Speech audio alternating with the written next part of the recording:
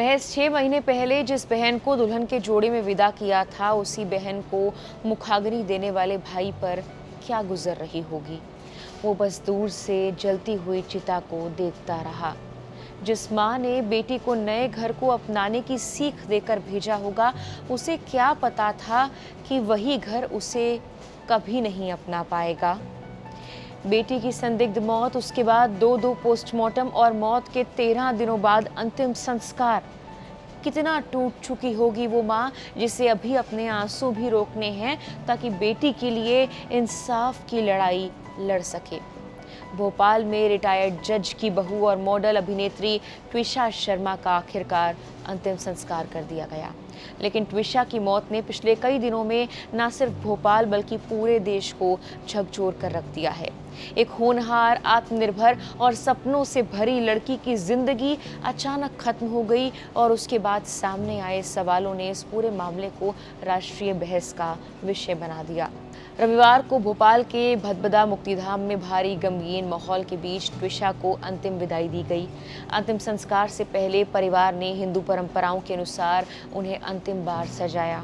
लाल जोड़ा पहनाया गया, वही लाल जोड़ा जो कुछ महीने पहले नई जिंदगी की शुरुआत का प्रतीक था, अब आखिरी विदाई का हिस्सा बन गया। मुक्तिधाम में मौजूद हर शख्स की आंखें नम थी। परिवार के सदस्य लगातार रो रहे थे, रिश्तेदार उन्हें संभालने की कोशिश कर रहे थे, लेकिन एक माँ के दर्द को भला कौन कम कर सकता था।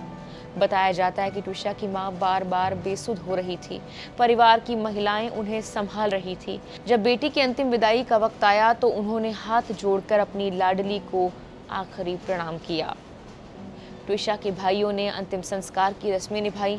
कुछ महीने पहले जिस बहन की शादी में खुशियां मनाई थी, आज उसी बहन को नम आंखों से विदा करना उनके लिए किसी बुरे सपने से कम नहीं था। मुखाग्नि की रस्म के दौरान पूरा माहौल भावुक था। वहां मौजूद कई लोगों की आंखों से भी आंसू छलक पड़े। लेकिन ट्विशा शर्मा की कहानी सिर्फ एक अंतिम संस्कार की कहानी नहीं, ये उन सवालों की कहानी भी है जिनके जवाब आज पूरा देश जानना चाहता है। 33 साल की ट्विशा मूल रूप से नोएडा की रहने वाली थी। मॉडलिंग की दुनिया में अपनी अलग पहचान बनाई थी। परिवार और दोस्तों के मुताबिक वो आत्मविश्वास से भरी, महत्वाकांक्षी और अपने करियर को लेकर गंभीर थी। दिसंबर 2025 में उनकी शादी भोपाल के रहने वाले समर्थ सिंह से हुई थी। परिवार को उम्मीद थी ये शादी उनकी जिंदगी में नई खुशियां लेकर आएगी, लेकिन शादी के कुछ ही महीनों बाद हालात बदल गए। ट्विशा की मौत 12 मई 2026 को भोपाल के कटारा हिल स्थित ससुराल में हुई। इसके बाद से ये मामला लगातार सुर्खियों में बना हुआ है। ससुराल पक्ष का कहना है कि ये आत्महत्या का मामला है। वहीं ट्विशा के परिवार ने गंभीर आरोप लगाते हुए निष्पक्ष जांच की मांग की। दोनों पक्षों के दावे अलग अलग हैं और ऐसे में सच क्या है, इसका जवाब जांच पूरी होने के बाद ही सामने आएगा। मामले की गंभीरता का अंदाजा इसी बात से लगाया जा सकता है कि ट्विशा के शव का 2 बार पोस्टमार्टम कराया गया। पहले पोस्टमार्टम और उसके बाद उठे सवालों और पारदर्शी जांच की मांग के बीच मध्य प्रदेश हाईकोर्ट के निर्देश पर एम्स के वरिष्ठ डॉक्टर्स की टीम ने दोबारा पोस्टमार्टम किया। परिवार का कहना था उन्हें हर सवाल का जवाब चाहिए और जांच में किसी भी तरह की गुंजाइश नहीं रहनी चाहिए। इस वजह से ट्विशा का अंतिम संस्कार भी उनकी मौत के लगभग 13 दिन बाद हो सका।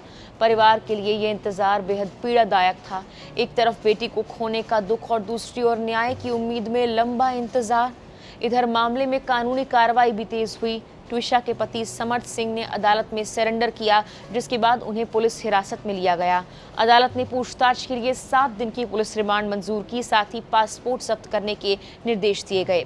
पुलिस अब मामले के हर पहलू की जांच कर रही है। इस बीच मामले से जुड़े कई नए तथ्य भी सामने आए हैं। जांच एजेंसियों ने सीसीटीवी फुटेज, कॉल रिकॉर्ड्स और कई डिजिटल साक्ष्यों को अपने कब्जे में लिया।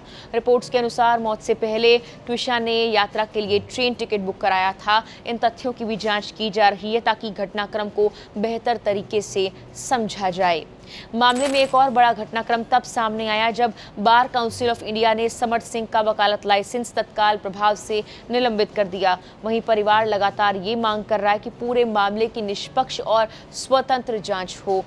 मध्य प्रदेश सरकार भी इस मामले को गंभीरता से ले रही है। मुख्यमंत्री मोहन यादव ने इस केस की जांच केंद्रीय एजेंसी से कराने पर सहमति जाहिर की। वहीं अदालतों में भी इस मामले से जुड़ी विभिन्न याचिकाओं पर सुनवाई जारी है। ट्यूशा के परिवार वाले लगातार कह रहे हैं कि सिर्फ निष्पक्ष जांच चाहते हैं। उनका कहना है जो भी सच है वो देश के सामने आना चाहिए। दूसरी ओर जांच एजेंसियां दावा कर रही हैं कि मामले के हर पहलू की बारीकी से जांच की जा रही है। लेकिन इन कानूनी बहसों, अदालतों और जांच एजेंसियों के बीच एक सच सबसे बड़ा है। एक माँ ने अपनी बेटी खो दी है, एक पिता ने अपनी संतान खो दी है, भाई ने अपनी बहन को खो दिया है और एक परिवार जो कुछ महीने पहले शादी की खुशियां मना रहा था आज न्याय की उम्मीद में बैठा है। अब इस मामले में सुप्रीम कोर्ट ने भी स्वतः संज्ञान लिया है और सोमवार को इस पर सुनवाई होनी है।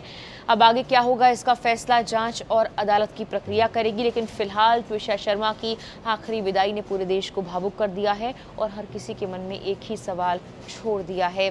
आखिर 12 मई की उस रात को ऐसा क्या हुआ जिसने एक हंसती मुस्कुराती सपनों से भरी जिंदगी को हमेशा के लिए खामोश कर दिया। इस वीडियो में फिलहाल के लिए इतना ही।